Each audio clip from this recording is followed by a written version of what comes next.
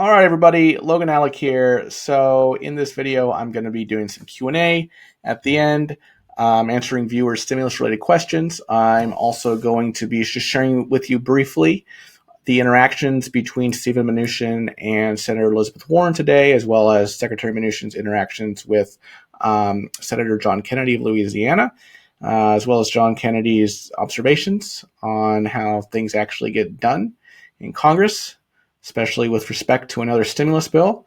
But first, I just want to share with you all some good news. So let's pull up some comments from some folks here on the channel. Spring McGar says, I'm on SSI, Washington State, got my stimulus check direct deposit May 13th. I did not use the IRS non-filers portal. That's awesome, Spring. Janelle Lewis said, I'm on SSI and I'm supposed to get my check tomorrow. That is awesome, Janelle. Blonde Locks Mufasa. I got mine on May 15th, SSI. Wow, a lot of SSI, and that's expected because last week was the SSI week, right? Elizabeth Vargas, my son's on SSI, also got his stimulus direct deposit to his bank account last Friday. That's awesome for your son and you, Elizabeth. Lobo says, I just want to thank you for your online service. I followed your advices from the beginning and received my stimulus through direct deposit using the IRS portal. That is awesome. And had no problems getting money. Your information was invaluable. I've listened to a couple others, but you're the man. Thank you. Thank you, Lobo, for your support. I'm so glad you got your stimulus. Joe Cruz, I finally got my stimulus payment. Thank you for your info. You're welcome, Joe. Four-eyed Fox guy says, finally says on irs.gov, I will receive my stimulus on my Direct Express for SSDI on May 20th. That's great news, because a lot of folks ask me, where's my stimulus, are on SSDI. And if you look at the IRS website, the SSA website, they say, well, if you're on SSI, you don't file a tax return, you get your benefits via direct deposit, Direct Express. You should have got it at the end of April. And all you're like, well, it's we're 3 weeks into May and it's nowhere in sight, right? But at least here's a data point from someone on SSDI saying, hey, scheduled for tomorrow. So if you're on SSDI, I would say, check the Get My Payment tool, see if you have a payment date scheduled for tomorrow. If not, hopefully next Wednesday, right? James Farron asked him a couple of questions about the Get My Payment tool.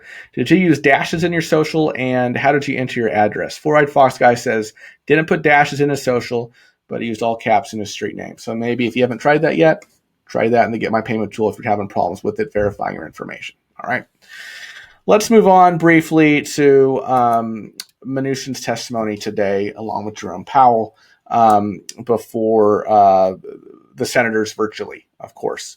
So we're going to start with Elizabeth Warren, and she asked him a very particular question about these new emergency loans for medium-sized and large businesses. So I'm going to play the clip, and then I'm going to basically tell you what the issue is here and tell you my thoughts. Term sheets. So Secretary Mnuchin, you have said that the jobs numbers will improve.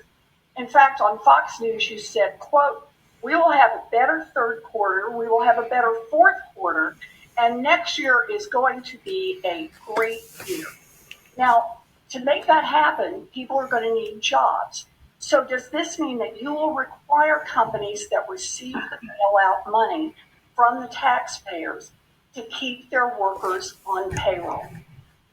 All right, so let's time out there. So what's she asking? So she's not asking about the PPP, the Paycheck Protection Program, which is for small businesses, okay?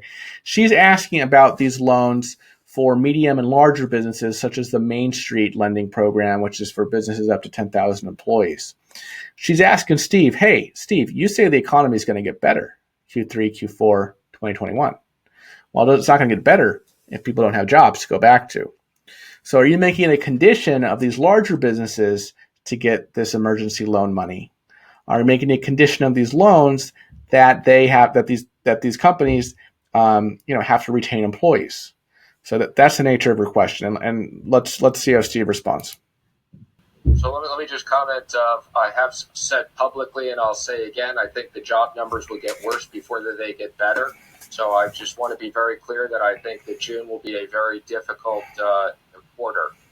As it relates to the CARES Act, I take great pride in the bipartisan support on these bills, and these specifics were negotiated on a bipartisan basis very clearly in each one of these programs, and it is our intent in the 13.3 facilities to fulfill both the spirit and the details of the law. So different facilities have different requirements. So Steve doesn't really say yes or no, right? He just punts it to Congress, right? He said, hey, well, Congress, both Democrats and Republicans kind of agreed on this stuff. So, we're just going along with it. But then Elizabeth Warren calls him out.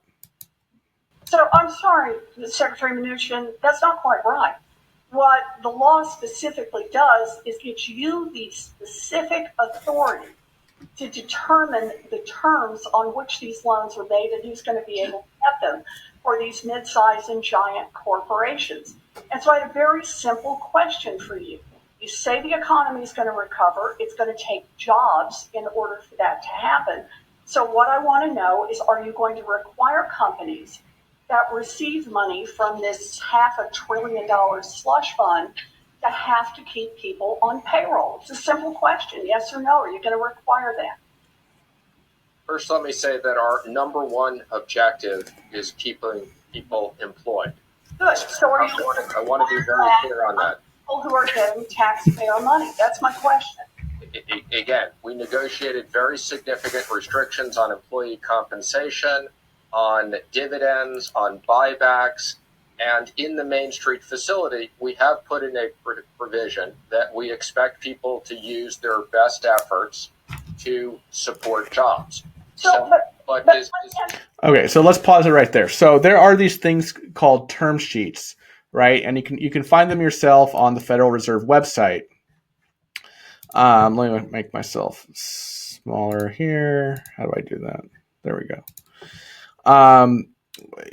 Where you can see the terms, right, and at a basic level of these lending facilities. So let's pull up the term sheet for the Main Street New Loan Facility, which is what the Secretary was referring to right there. And if we scroll down here, well, let's start with the basics, right?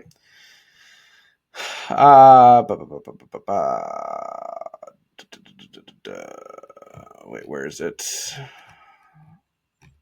Oh, down here, right? Retaining employees. Each eligible borrower that participates in the facility should make commercially reasonable efforts to maintain its payroll and retain its employees during the time the eligible loan is outstanding. Commercially reasonable efforts. That's not a bright line by any means. That doesn't say you must retain, X percent of your employees, right? So it really gives a lot of wiggle room. And I don't think Warren's happy about that. So let's go back to her response. I'm sorry. I have very limited time here, Mr. Secretary. Let me understand what you're saying. In all the facilities that are not the Main Street facility, you're not putting in any requirement for payroll. And the Main Street facility is something about commercial reasonable effort to be able to maintain jobs. In other words, if somebody if a corporation fires a bunch of people, then gets federal taxpayer money, you're fine with that. Or if they take a bunch of federal taxpayer money and then say, well, it didn't work out commercially for us, then they can fire people. So I take it your answer to my question that whether or not you're going to require, as part of the terms of the loan, that people be kept on payroll is no. Is that right, Secretary Mnuchin? So, and Warren's right. Like, if we look at the term sheet for this other facility, let me make me small again. This was the Main Street right here, Main Street New Loan Facility. This one is Term Asset-Backed Securities Loan Facility. On the Main Street one, right, it had this language about retaining employees, but as Warren points out, it's kind of weak. Commercially reasonable efforts, but in this one, there's no language here for retaining employees. You can just kind of see on the flush, there's no bold heading for retaining employees. Okay, so that's what she's getting at. All right, let's go back to this.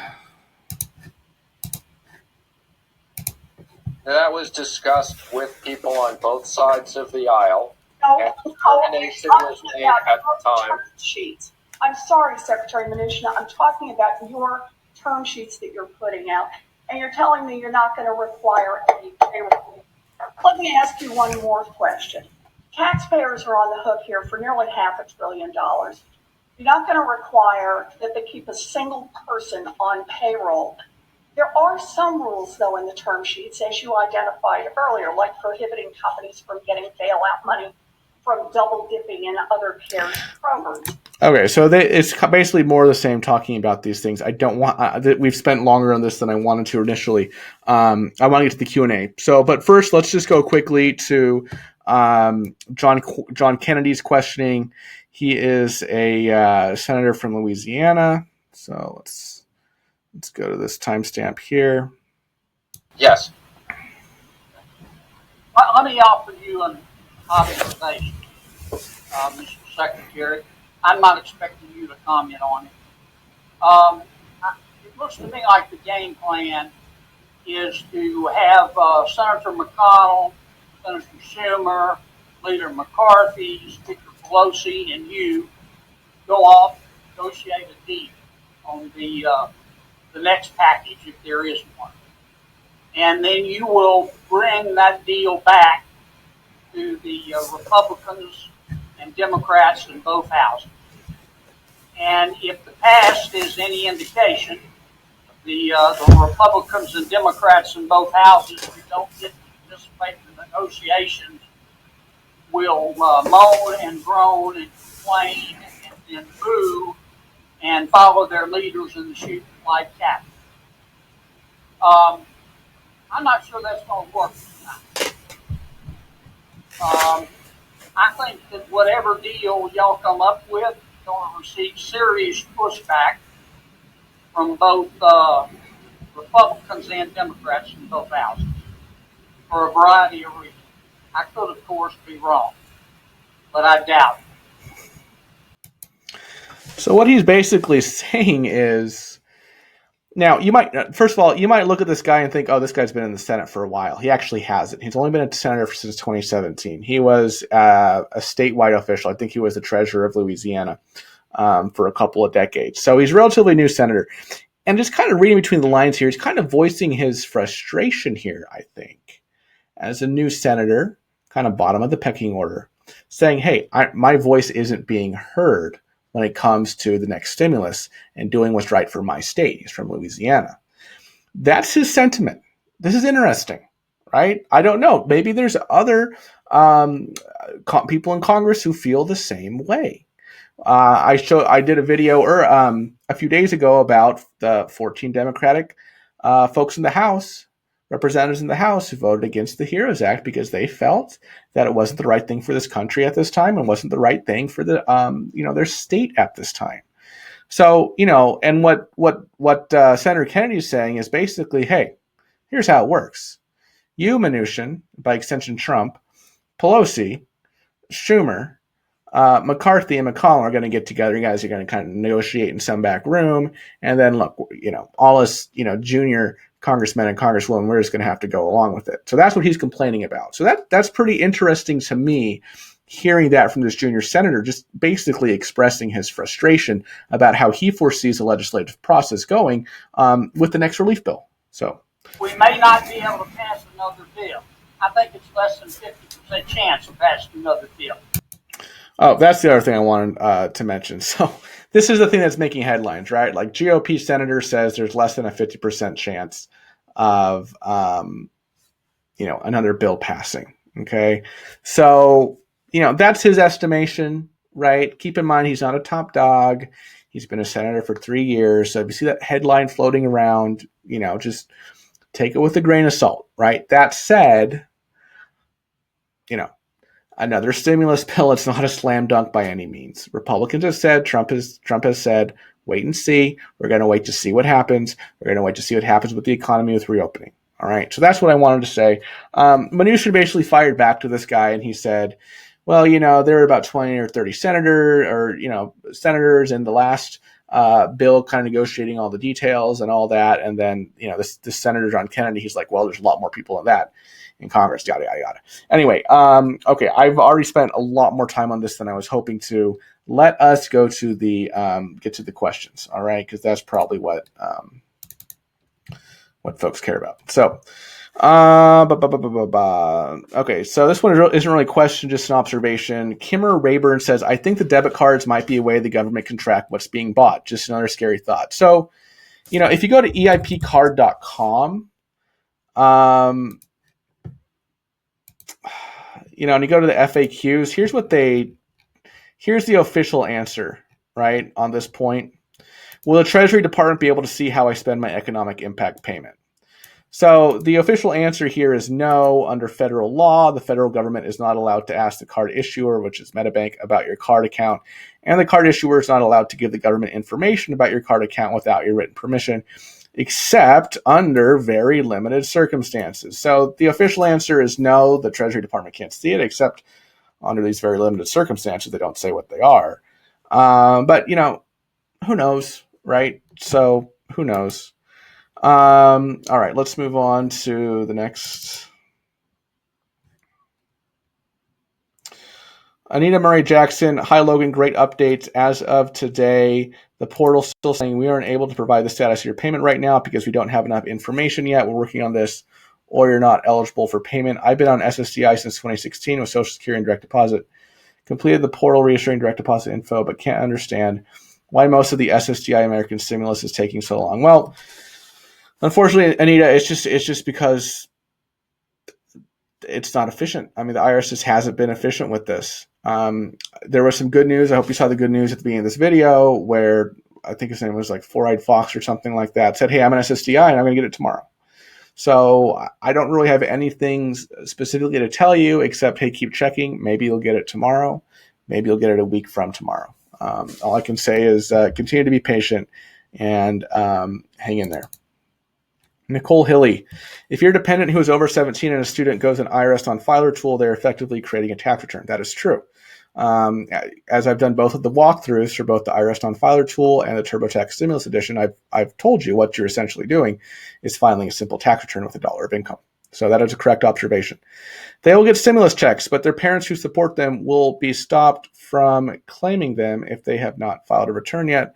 I see tons of future issues, right? So yes, I mean, it will cause issues. And what the real question is, were they eligible to be claimed as a dependent, right? Because if the dependent who's over 17 and a student uses the non-filer and does it and doesn't say that they're eligible to be claimed as a dependent, well, they're essentially lying, right, to the government when they do that. So when the parents go to file, right, it's likely their e-file will be rejected. Okay, because they're claiming a dependent, somebody who already claimed a tax return who said they aren't a dependent. So they're going to have to file a paper tax return, and then they're both going to get notices, both the child and the parent, saying, "Hey, you guys, you said you weren't a dependent, but you claimed this person as a dependent. They'll have to issue proof both ways." So, yeah, I'm hoping that there's not a lot of people in this situation. I really am, but yeah, there's a lot of things that can obviously go wrong here. So that's a good observation, Nicole. Dr. John Hosvika, is it true that Forbes magazine reported that the UK is giving its citizens $3,000 every month until the virus pandemic ends? So, yeah, I think I've read a few things about that. I obviously haven't delved into what the UK is doing as deeply as what the US is doing, but it was my understanding, based on what I read, that it's more like a paycheck guarantee type thing. Like they're guaranteeing workers' wages, like 80% of workers' wages, up to 2,500 pounds, right? Which is about that $3,000. Let's do a little math here. What's pounds to dollars? Right, so it's 2,500 pounds. Yeah, so that's about $3,000. So yeah, that's where the $3,000 that you mentioned comes from. But there was what's his name, Josh Hawley, proposed something like this, and also Pramila Jayapal. What was it called? Gosh, I forget the name of the actual proposal. This is it. Jayapal announces the Paycheck Guarantee Act. Right. So what she wants to do, and where's the one-page summary? What she wants to do is cover 100% of wages for workers earning salaries up to $100,000 to ensure that employers keep workers paid and out of the unemployment line, right? So, this proposal is actually more robust than the one in the UK because this one wants to cover 100% of wages, right? UK, they're covering 80% of wages up to 2,500 pounds, right, per month. So, this one would be up to $100,000. So what's $100,000 divided by 12? Wow, that's that's quite a bit. Okay, let's move on here. All right, how come the government? Let's make me small. How come the government is just going to send 4 million? That's not enough. It's more people in the United States than that. So Sharon, yeah. So these debit cards are sending the 4 million she's referring to is the Treasury said that they're going to be sending out 4 million debit cards. To certain folks who the IRS doesn't have their banking info and whose return was processed in the Andover, Massachusetts or Austin, Texas processing centers. So that's just kind of a test run, right? So they're not saying that necessarily they're going to be sending out everyone a debit card right now. Only 4 million. All right. So that's what the issue is there. Martha Gonzalez, Logan, I filed my 2019 taxes and had my granddaughter as a dependent. She's a college student with direct deposit. She worked only 3 months. Then this happened. Will she be able to receive if next stimulus check passes, or will I receive it for her? Thank you. Well, the answer to this, Martha, is that by the next stimulus, I assume you're referring to the HEROES Act, right? So what the HEROES Act is calling for is that you would retroactively get $500 for her, okay? And that you would get $1,200 for her, right, as an adult dependent, okay? Assuming you don't have more than 3 dependents. So that's what the HEROES Act is talking about, right? Because now, right, under the CARES Act, you didn't get anything for her, right? Because she's an adult dependent. I assume if she's in college, she's not under the age of 17. So yeah, that's how that works. Ashley Franks, when I look at the IRS page, it says my stimulus was sent for deposit on April 15th, but we still have not received it yet. I called American Express today. First day I have been able to actually call and get a live person. I was told that they have not actually received my stimulus yet. We moved from Ohio to New Jersey right before this quarantine. I have not been able to get to a post office to change our address yet either. Ashley, I would suggest that you research changing your address online. Get mail forwarding or something. So if you go here, right, USPS change of address. I would do this, I haven't done this in a while. But yeah, so they'll do mail forwarding, right? So I would recommend that you check this out. You put your old address, you put your new address. So I would actually check this one out, Ashley. So you don't necessarily have to go to a post office these days to do this. All right, next up, I think this is the last one. Leslie, I have a question. My mother and father filed taxes in 2018 and 2019. He passed away February 5th of 2020. Is my mother entitled to keep his stimulus payment if they sent it? I hope you answer this question. Well, Leslie, let me show you what the IRS has said about this. Economic impact payments. It's not good news. Right. Does someone who has died qualify for the payment? So what the IRS is saying, no, a payment made to someone who has died before receipt of the payment should be returned to the IRS by following the instructions in the Q&A about repayments. So it's saying that, look, so your father passed away, and I'm very sorry to hear that. My condolences to you and your mother. But you said he passed away on February 5th, right? And you're saying that your mother has not received a stimulus for him yet, because you said if they send it. So what the saying is, look, payment made to someone who died before receipt of the payments, right? What this would be your father's situation. IRS is saying it should be returned to the IRS, right, by following the instructions down here. And I believe on the paper check envelopes, they do have like a box to check, hey, this person is deceased.